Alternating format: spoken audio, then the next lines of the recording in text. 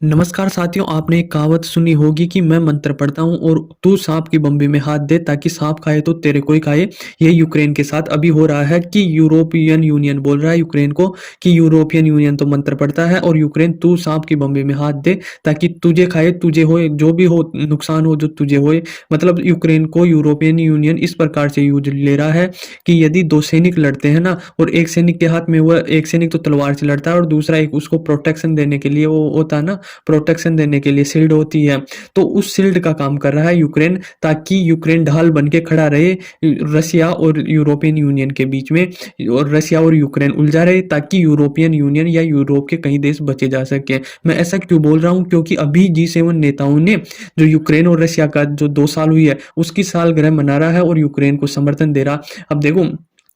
पूरा देश यूक्रेन है ना, पूरा शमशान बन चुका है, पूरा तहस नहस हो चुका है और ये 2 साल की सालगिरह मना रहे हैं और अपने विचार भाषण से बोल रहे हैं कि हम यूक्रेन के साथ है, यूक्रेन को समर्थन करते हैं, जबकि वह पूरा खाक हो चुका है यूक्रेन देश और उसमें उनके लोगों की जिंदगी बदतर से बदतर हो चुकी है। पर इन ना तो यूक्रेन के जो नेता जेलेंस्की उसके समझ में आएगा कि अपने साथ क्या हो रहा है, और ना ही,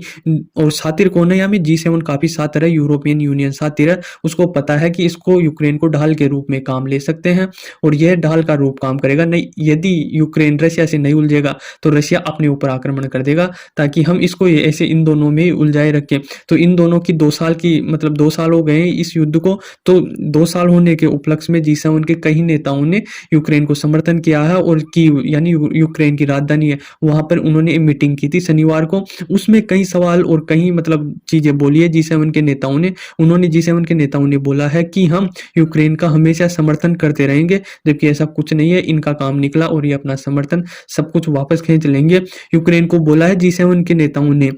मतलब यूरोप के नेताओं ने, कि आप हम पर भरोसा कर सकते हो। मैं, ये तो नहीं यूरोप ने बोला है, पर जो इनका हिस्ट्री है ना, इतिहास है, उससे तो यही लगता है कि अपने दुश्मन पे भरोसा कर लेना भूल के, पर इन पे भरोसा कभी मत करना, क्योंकि ये अपने काम निकलते ही इस तरह निकल जाएंगे वहां से। आप चाहे मरो कटो चाहे कुछ भी हो, तुम्हारे साथ तुम्हारा कुछ नहीं होगा। इनको पता है कि यदि यूक्रेन हट जाएगा ना रशिया के रास्ते से, तो रशिया अपने ऊपर हमला करेगा, यूरोप को परेशान करेगा, तो इसको इसमें उलझाए रखते हैं, इसीलिए इस प्रकार के बयानबाजी करते हैं और ये यूक्रेन और जो जेलेंस्की इनके कहने में आ जाता है और ये इनकी बात मान लेता है। यह बोल रहे हैं G7 के नेता कि आप हम पर भरोसा कर सकते हो, जबकि तुम भरोसा करने के लायक ही नहीं हो, क्योंकि तुम अच्छे अच्छे जितने भी देशों पर राज किया था पहले, जितने भी आप पर कॉलोनी थे, उन सबको आपने बर्बाद करके आए हैं। आपका इतिहास देखा तो इतना खराब है और आप इस देश को बोल रहे हो कि आप हम पर भरोसा कर लेना। भाई, जो भी यूक्रेन का वासी है या वहाँ का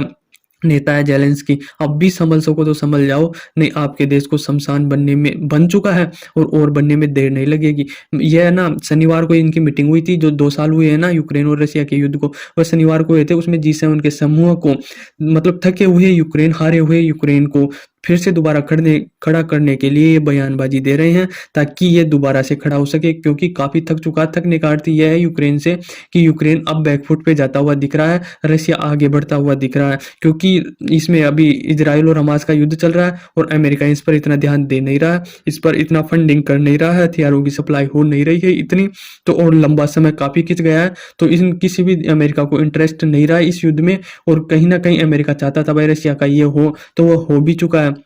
तो कहीं ना कहीं अमेरिका पीछे हाथ खींचता हुआ नजर आ रहा है यूक्रेन से। तो इसी प्रकार से थके हुए और हारे हुए यूक्रेन को साथ खड़ा करने के लिए ये यूरोप के कई देश आगे आ रहे हैं और उनको कुछ कहकर मतलब अपना समर्थन दे रहे हैं, ताकि पता सबको है कि ये कब निकल जाएंगे इनका कोई पता नहीं है और यूक्रेन जलती हुई आग में या बीच मझधार में छोड़ के आ जाएंगे यूक्रेन को। अब ये दूसरी साल पूरा हो चुका है ना, उसमें जो इटली की प्रधानमंत्री है, तो जॉर्जिया मेलोनी, उन्होंने कहा है कि यदि रशिया यूक्रेन का युद्ध नहीं होता तो इजराइल हमास का भी युद्ध नहीं होता। अब देखो, इनका कहने का मतलब यह साफ है कि रूस ने हमास से कहकर इजराइल पर हमला करवाया है। इनका यह कहना है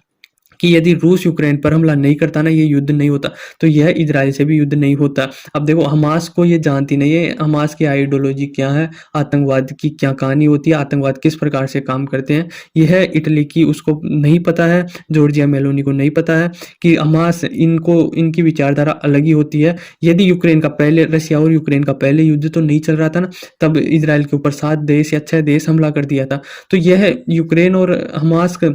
को कई बार यूक्रेन इजराइल पर हमला कर चुका है, इससे इसका कोई कनेक्शन नहीं है। हाँ, जियोपॉलिटिक्स घूम सकती है कि रशिया बोल दिया होगा या कुछ हथियार दे दिया गया होगा या कुछ प्रेशर बनाया होगा कि आप हमला कर सकते हो, पर पूरा पूरा जिम्मेदार रशिया ही है, इसका कहना कोई वो नहीं है। अब देखो G7 क्या है, मैं आपको थोड़ी सी डिटेल दे देता हूँ। G7 7 देशों का समूह है। पहले डेवलप इकोनॉमी थी, छः, मतलब ये पहले बना था ना तो G6 बना था, फिर इसमें 2 देश ऐड किए गए थे। फिर बाद में जब रशिया ने यूक्रेन के एक और प्रांत उस पर हमला किया था तो रशिया को बाहर निकाल दिया गया था, तो उसके बाद में ये G7 बचा है। और G7 में अब कौन कौन से देश आते हैं, तो उसमें कनाडा आता है, फ्रांस आता है, जर्मनी आता है, इटली आता है, जापान आता है, यूके आता है और यूएसए आता है। यह मतलब बनाया गया था, इनका पर्पज था कि इन देशों में कहीं अधिक लेवल तक व्यापार बढ़े, इनकी सुरक्षा सही हो सके, इनकी अर्थव्यवस्था सही हो सके और जलवायु परिवर्तन कर सके, मतलब जलवायु सही हो सके। इसकी स्थापना G7 की मतलब G6 से पहले शुरू में तो ये G6 था, फिर G8 हुआ और अब वर्तमान में G7 है। तो इसकी स्थापना 1973 में हुई थी।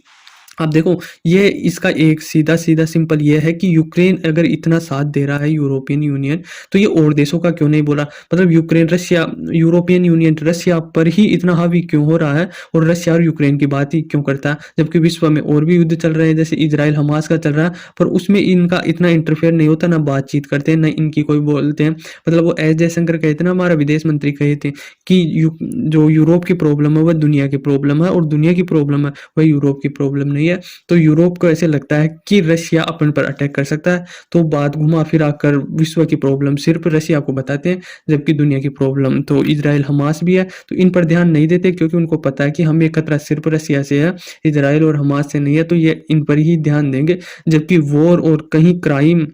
या कहीं दिक्कतें और भी चल रही है, जैसे सूडान में सिविल वॉर चल रहा है, आपको पता ही नहीं होगा कि वहाँ पर क्या हो रही है, उनके देश से क्या बीत रही है। म्यांमार में चल रहा है और अफ्रीका के कई देशों में भुखमरी की समस्या है, वहाँ पर कहीं समस्या आ रखी है, पर वो प्रॉब्लम नहीं है यूक्रेन को। वो बोले थे ना हमारे एस जयशंकर कि यूक्रेन की वो सॉरी यूरोप की प्रॉब्लम दुनिया की प्रॉब्लम है, दुनिया की प्रॉब्लम यूक्रेन उसकी यूरोप की प्रॉब्लम नहीं है। तो यह है कि अब भी जेलेंस्की समझ जाए, यूक्रेन समझ जाए और इन नेताओं को मतलब देखें